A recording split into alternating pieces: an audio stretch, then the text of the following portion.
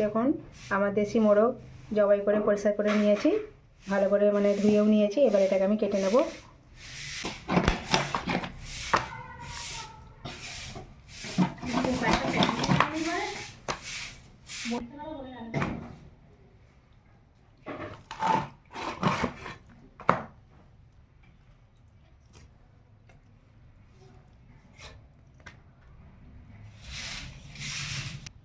দেখুন বন্ধুরা আমার সব কাটা হয়ে গেছে, এইভাবে যে সব কেটে নিয়েছি।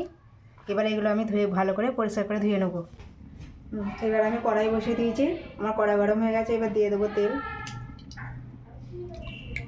তেল গরম হয়ে গেছে, এবার আমি পরিষ্কার করে ধুয়ে আলু কেটে রেখে দিয়েছি, এবার আমি দিয়ে দেবো।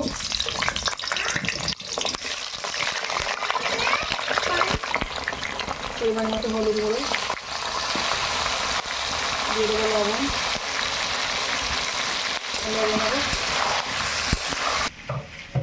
এই যে দেখুন বন্ধুরা ধুয়ে ভালো করে পরিষ্কার করে নিয়েছি। এবার এতে পরিমাণ মতো হলুদ দিয়ে দেবো।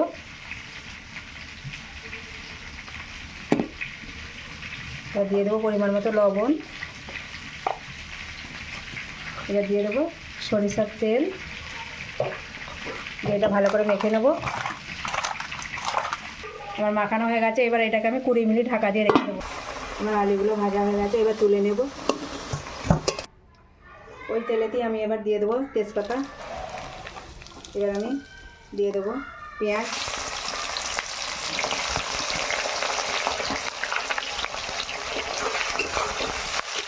এবার দিয়ে দেবো টমেটো।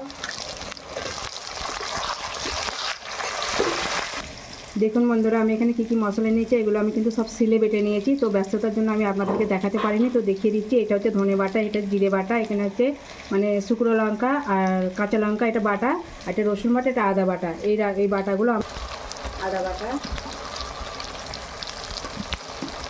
দিয়ে দিলাম, রসুন বাটা, লঙ্কা বাটা, জিরে বাটা, দিয়ে দেবো ধনে বাটা। এবার এগুলোকে সব এবার কষিয়ে দেবো ভালো করে। এবার আমার 20 মিনিট হয়ে গেছে। এবারে দিয়ে এটাকে আমি ভালো করে কষিয়ে নেব। এটা আমি কিন্তু আজকে গুঁড়ো মশলা মানে কোনোটাই দেবো না, আমি সব বাটা মশলা দিয়ে এটাকে আমি রান্না করব। এবার আমি এটাকে 5 মিনিট ঢেকে রাখবো। আমার 5 মিনিট হয়ে গেছে, এবার দেখে নেব। এটাকে আমি আবারও ভালো করে কষিয়ে নেব। এটাকে ভালো করে এইভাবে কষতে হবে।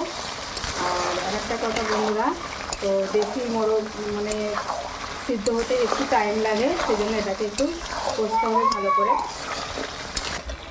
তো দেখুন বন্ধুরা প্রায় আমি এটাকে মানে আমার টাইম হচ্ছে 35 মিনিট। এটাকে আমি ভালো করে কষিয়ে নিয়েছি। দেখুন পুরো একদম তেল ছেড়ে দিয়েছে। আমি মানে দেশি মোরগটাকে ভালোভাবে কষিয়ে নিয়েছি। এবার আমি আর কষবো না, এতে এবার আমি পানি দিয়ে দেবো।